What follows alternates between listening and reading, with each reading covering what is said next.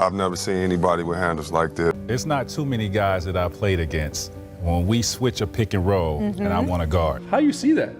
Because I'm like, you know how many things you gotta look at to see if I'm gonna be driving this one, if I'm gonna be shooting this one? Because I could just put my hand up like that and the ball will be right there every time. Jason Williams, White Chocolate, wasn't just playing basketball. He was out there freestyling, throwing no-look lasers through traffic, flipping passes off his elbow like he had eyes in his spine, and turning fast breaks into mixtapes before mixtapes were even a thing. But here's what's crazy. It wasn't just for show. The legends who played with him, the ones who faced him night after night, they'll tell you, this man was different. Not just flashy, special. He played the game with a kind of instinct you can't teach, a rhythm that couldn't be coached. And the confidence? It was baked in from the very beginning. Before his first NBA game, most rookies would be shaking. But Jason was not most rookies. I thought I'd be real nervous for my first game, but after that game, I wasn't nervous for that game, so there's no need to be nervous now, you know. I mean, that's my job, just go out and play ball. And that was the mindset. That's what made him so unpredictable and so unforgettable. And while highlights made him a fan favorite, it's what the players saw behind the scenes that really told the story. So in this video, we're handing the mic to the guys who lived it. The stars, the legends, the teammates, and rivals, breaking down what made Jason Williams so different.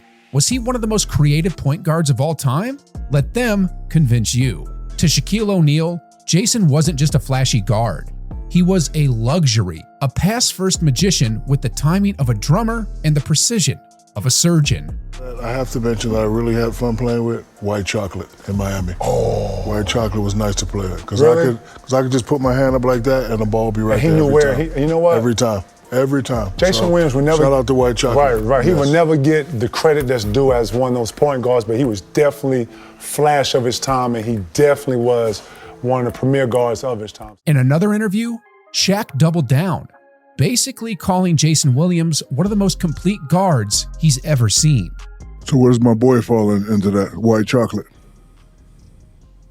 Yeah, up there. Yeah. That's who I would say had the best handles ever. Wow. Like Kyrie is like guys are in their own category. Like Kyrie is, he's really herky-jerky. Yeah. He's herky-jerky with it. Yeah. Steph. I think of White Chocolate, I think so much of his passing. No, he got the whole package. That's Shaq, the most dominant center in NBA history, singing your praises like a proud big brother. But Jason wasn't just a Showtime artist in the NBA. His origin story is just as wild. Billy Donovan, his college coach at Marshall in Florida, still remembers the moment that told him everything he needed to know about Jay Will. Jason, when I left, when I was at Marshall, I had him. I knew he had a chance to be a pro. I knew he had a chance. Right. One, he was incredibly driven. He loved the game. He was always in the gym. He was always eager to get better and just passionately loved the game. And I'll never forget it. When I left to go to Florida, I had a team meeting, and those moments are never great, especially when you're coaching guys. You're with a team. You never want to leave. So when I was leaving, he was waiting outside for me, and he grabbed me and says, "I want to come with you." And I just said, "Jason, you're from West Virginia. You're here to stay here." He says, "Nope, I want to come with you." So he ended up coming to Florida. And right when he was at Florida was when we started recruiting you guys. Yeah. And he was the one guy that we could maybe have to say, listen, if this guy's here for the next couple of years as a point guard, you guys will love playing with him. And I've always had enormous respect for Jason just all the way around. That's the thing. People didn't just watch Jason. They wanted to play with him because the ball was always moving. The game was always fun, and somehow he made everyone around him better without even trying. And that it factor, that unpredictable, show-stealing energy, didn't just wow fans. It scared defenders. Tracy McGrady straight up said he wanted no part of guarding Jason Williams. When you're with him and you're hanging out around him, what is the public reaction? That's the guy, White Chocolate. When you say that name, you know who you're talking about, the legend. A lot of people don't use the word legend and don't really mean it, but when we say your name, you're a legend for real. Listen here, there's not too many guys that I played against when we switch a pick and roll and I want to guard. I get embarrassed. Like, this dude right here would do something so creative to embarrass you out there. Like, I didn't like to guard him. But what made him even more special was the way he made his teammates feel. Chris Webber, who played along Jay Will during their Sacramento run, probably summed it up best. And he goes on to break down one of Jason's signature moves, the Sham God. But of course, Jason couldn't just copy it. He remixed it. Got a chance to play with Jay Will and God Sham God. And I've never seen anybody with handles like this. And I'm going to give Jay Will the nod. Over Sham God? Yes. I would see Jay Will. Yes. No. I would see Jay Will. Yeah. No. I would see Jay Will put 5-pound ankle weights on his. Oh, that's Sham God do that. Jay Will did that in West Virginia. That's what Sham was doing. That's Sham God. Jay Will did that in West Virginia. Matter of fact, Jay Will got this move. Have you seen this now? That's the Sham God, you throw it out. You know how you come behind the back, Reggie? Mm-hmm. Jay Will got this. Yeah. Jay Will got, I'm going to fake it behind the back, man. But here's what made it all so real. Behind the flash, behind the hype, Jason was a winner. Dwayne Wade, who won a championship with Jason in Miami, said it best. Oh, it's cool, man. You know, obviously, somebody I won a championship with, somebody that was very important to our championship run. You know, our point guard who settled us, had some big games for us. So, you know, when I got the call he was going to be here and, you know, he wanted to exchange jerseys, I was happy it was the white chocolate one. You know, obviously, we grew up watching him. And I was just lucky enough to be able to play with him, you know, when I was young in this league. So. Because that's the thing people forget. Behind the mixtapes and viral passes, Jason Williams was a real one. A leader, a settler, a guard you could trust when the lights were brightest.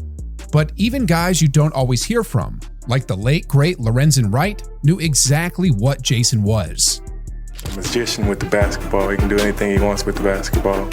He's got all the moves that a point guard needs. Crazy. This wasn't hyperbole. This was the truth.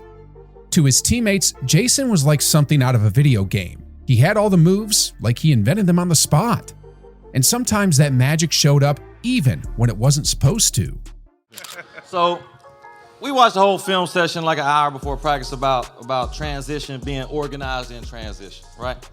I don't know if y'all understand that talk, but I ain't got time to tell y'all about that.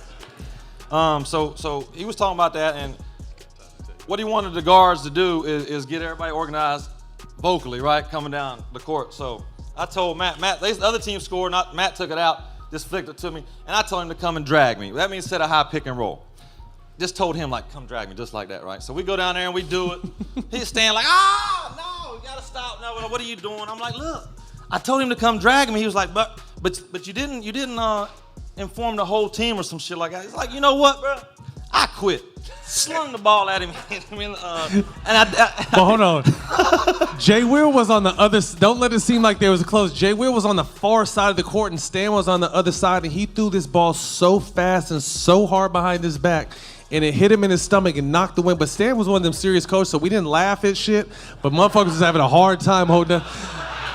Like, I tried to hold it in, I think a snot booger came out. Like, it was one like you try to hold that shit in. But that shit with Jack, that shit was unbelievable, Jack. The worst part about it, when I look back on it, I'm glad I did it kind of, but the worst part is there was a high school team watching us practice. and Stan's daddy was watching us practice. That was Jason Williams in a nutshell. A basketball mind that didn't fit in the box because he was too busy breaking the box. And if you thought Jason's style was all flash with no foundation, Gilbert Arenas would stop you right there. Gil was one of the coldest bucket getters of the 2000s, and even he couldn't figure Jay Will out. It's top 5. Okay. Like even Jason Williams, he had a great handle. Like he wasn't ripping that motherfucker like at all. But he wasn't like his was more like it was a weird flat. He had a different one. Like you can't even put him in it. He's like that hybrid. Right, like the Pistol Pete. They're coming with the, like it was Jason Williams. Yeah, the white chocolate.